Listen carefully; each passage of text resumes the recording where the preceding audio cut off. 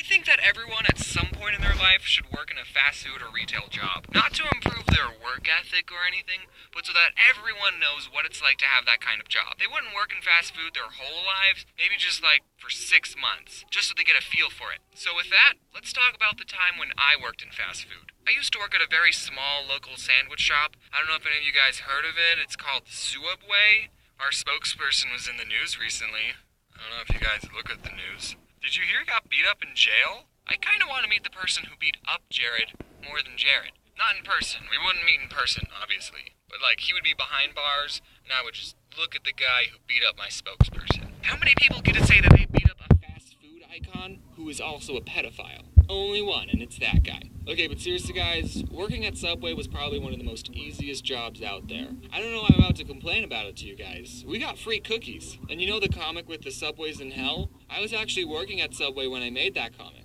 I just think it adds sort of a little bit of value to it. You see, the owners, who were husband and wife, can you believe it, of the Subway I worked at owned 2 stores. One of the Subway stores was in a Walmart on an Indian reservation, because we have those in Arizona, and the other Subway was the Subway I worked at. And since the Walmart store was always busy, the owners would spend 99% of their time at that store. So I didn't really have a boss most of the time. On the off chance the owners did show up, they would just pick up some food and then they would make sure I was making sandwiches the right way. And every time I made a sandwich in front of them, they would always find something wrong with it, without fail. You put on too many olives. Do you know, according to the Subway formula, you're only supposed to put on 8 olives on a foot long? 8! One for every other bite. That's just ridiculous. Can you imagine someone just counting out 8 olives? Nobody does that. I usually worked the closing shift, and at the end of the night, we would turn the alarm and we have 60 seconds to get out of the store. But one time I had the opening shift, so I unlocked the door to get in with my key, and the alarm went beep, beep, meaning I had 60 seconds to turn it off. No big deal, right? I've turned the alarm on all the time when I was closing. So I go to the little control panel, and I type in the code, and nothing happens. The beeping is still there, and the clock is still ticking down.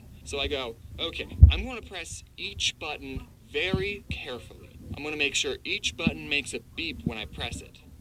Beep, beep, beep. Nothing still happens. So I go, okay, I'm going to make sure to press each button very carefully. And I start thinking, did they change the passcode without telling me? Well, this is the only passcode I know, so we're just going to try it again. And I press each button very carefully. Beep. Beep, beep, and it goes quiet, and then the alarm goes off. I still had like 20 seconds left, but I guess when you get it wrong 3 times, it automatically assumes that you're a burglar. So while the alarm is going off, I look on the contact sheet for the owner's cell phone number, I step outside, I call him, and he doesn't pick up. So I go back inside, find the number for the other Subway store. They open an hour before we do. Someone picks up with their stupid voice, oh, thank you for calling Subway, I'm blah, blah, blah, blah, blah, blah, blah. How may I help you? And I go, hey, is Mike there? That's not his real name, guys, don't worry. And they go, just a minute. Yeah, sure, I have all the time in the world. The cops might be on their way, but take your time. So, Mike picks up. Yellow. Hey, Mike, this is James. What's the passcode for the alarm? Who is this? It's James. What's the passcode? What are you doing there, James? Why aren't you answering the question? I have the opening shift. Is the alarm going off? Yeah, no one told me the new code. Yeah, we changed it. It's the last 4 digits of your social security number. Oh, okay, thanks, Mike. I don't know my social security number, so I finally get the alarm off. No one showed up, thankfully. Which I actually don't know if that's a good thing or not, now that I say it out loud. We did have a store manager who would make the schedule and sometimes tell us, hey, can you guys do a better job at your job? But other than that, she was cool. She watches my videos, and so do her little brothers. They're big fans. Shout out to Ivan and Andy. Those are the brothers. So get this, at Subway, you only work with one other person. Just you and them in an empty Subway for 5 hours. I mean, we weren't empty all the time. Okay, and when you're not making sandwiches, you have other stuff to do, like stocking the chips, or we had stuff to do. But okay, we did watch a lot of Netflix and do homework, so I mean, it was that other person you worked with would make or break your entire shift. It wasn't the annoying customers. I kind of got used to annoying customers. So I worked with a lot of crappy people. And I also worked with a lot of people who I would probably never become friends with, except in a work setting. You see, you gotta understand the type of people who got jobs at Subway. Potheads. Most of them are potheads. And some of them are really cool. I'm just going to go over a couple of the characters that I worked with. There was Tyler. I freaking love this guy. He smoked a lot of weed. He actually taught me what vaping was, and he got me into Clash of Clans. I actually mentioned him and his girlfriend in my riddles video. I don't know if I ever told him that. And of course I have to mention Corey. He was cool. We watched How to Get Away with Murder on Netflix, and I've also hung out with him outside of work. What him and Tyler had in common is that they would actually do their job, which you gotta appreciate. Then there was this guy, and get this, who was also named Jared, and he was fat.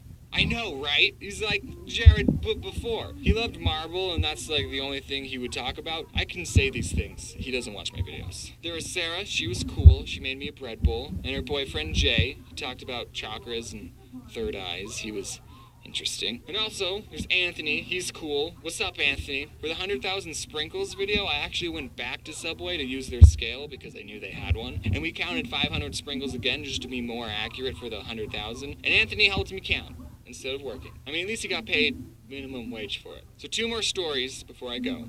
One time, Jared asked me to take out this pile of trash, and I was like, oh, okay, I'll just put this pile of trash in the dumpster. And as I was taking it out, I saw that there was a chip poster in the pile, and I thought, this is too cool to throw away. I'm gonna keep it. So I took it home with me, and then the next day when I went in, people were saying, oh, where's the chip poster? We can't find the chip poster. We haven't seen it anywhere. And I'm thinking, I have the poster.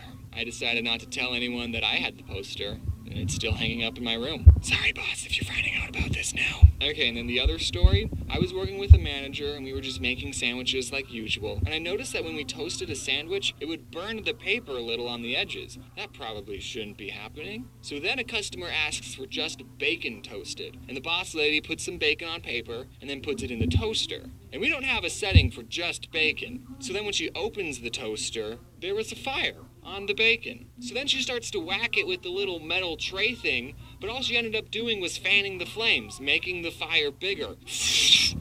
You got this, right? Then I went in the back and I got the fire extinguisher and I actually used it. I single-handedly saved that Subway.